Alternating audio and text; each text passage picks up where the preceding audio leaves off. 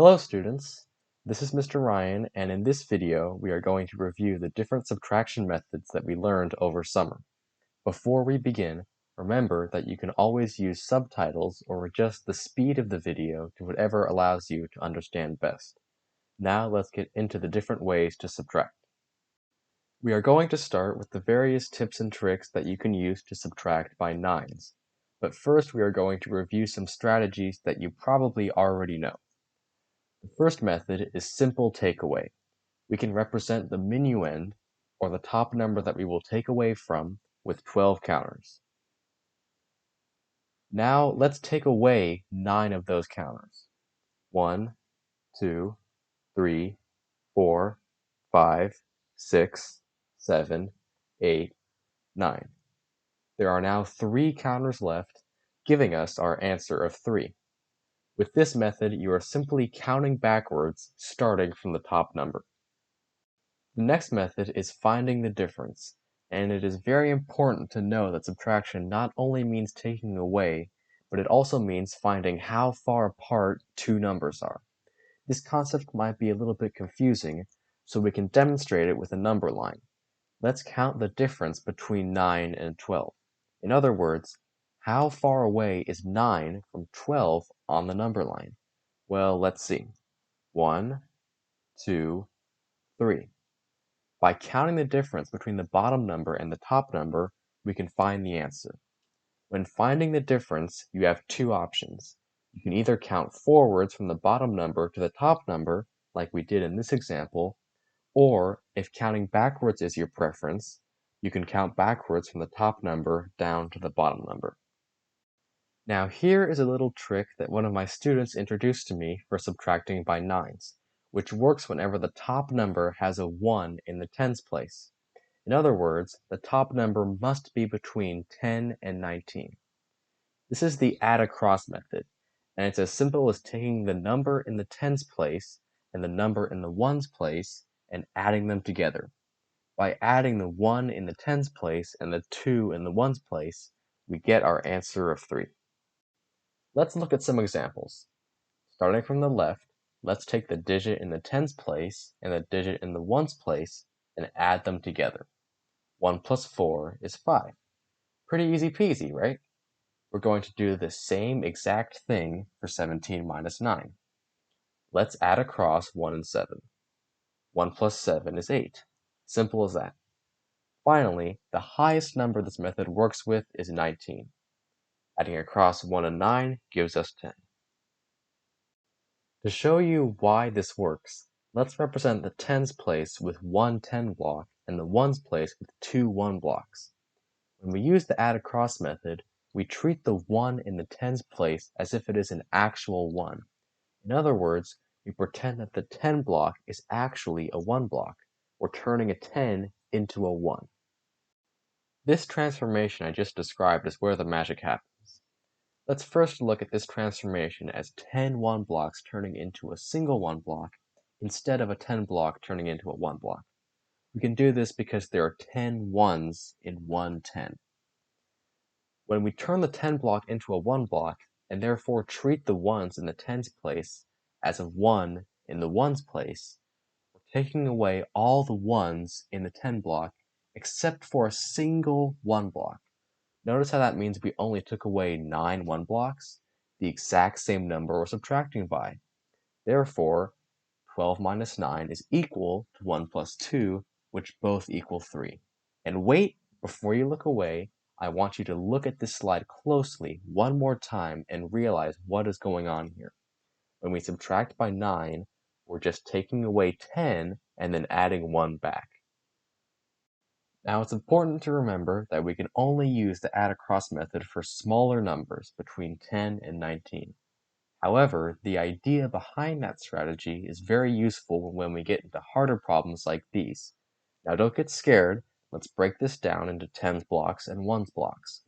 Let's start by taking away 10. Now instead of a 6 in the tens place, we have a 5. But, since 10 is one number bigger than 9, we just took away one more than we're supposed to.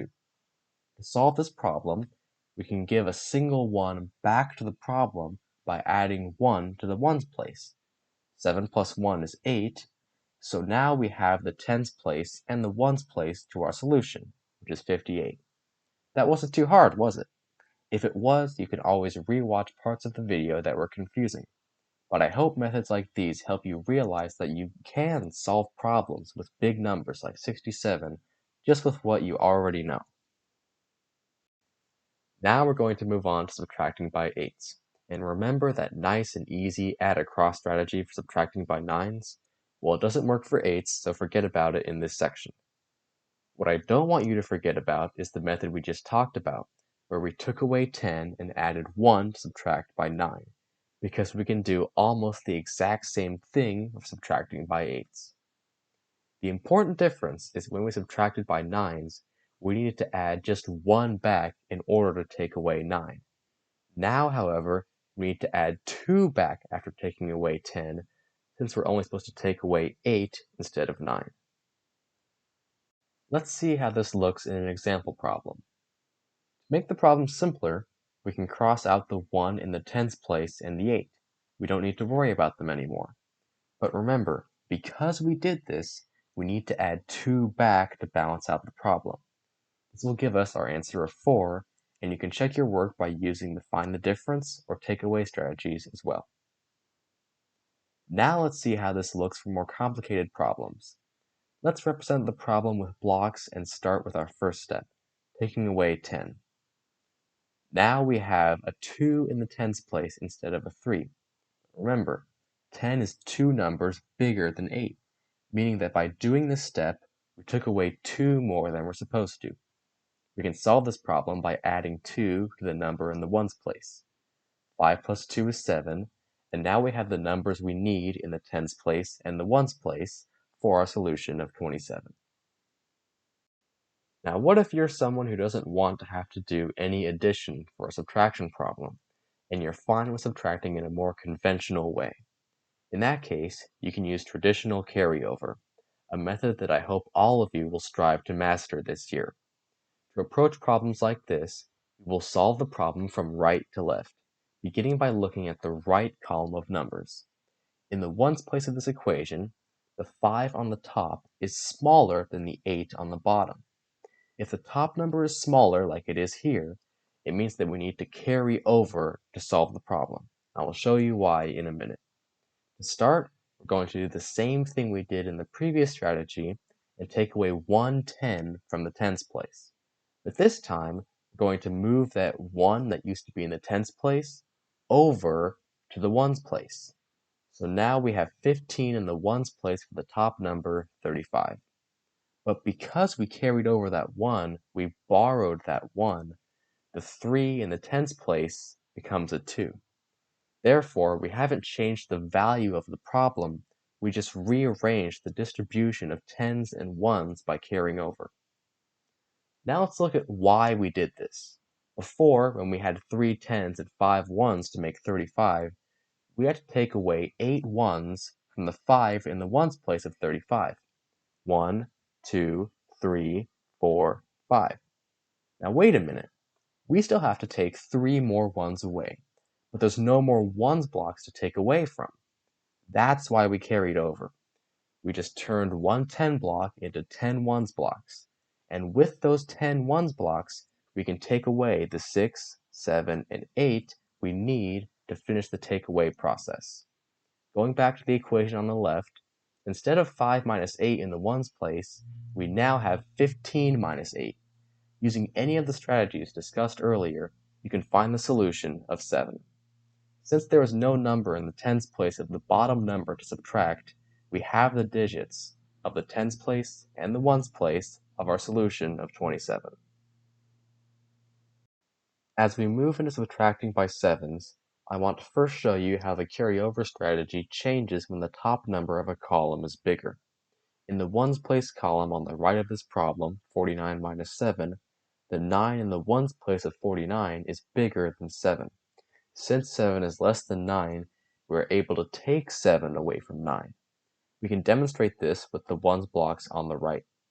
We're going to take away 7, and we're able to do that with 2 left over. Therefore, 9 minus 7 is 2. As for the tens place, there's an imaginary 0 in the tens place of the number 7. Therefore, the tens place in the solution does not change from the top number, because 4 minus 0 is 4. This allows us to find our solution of 42.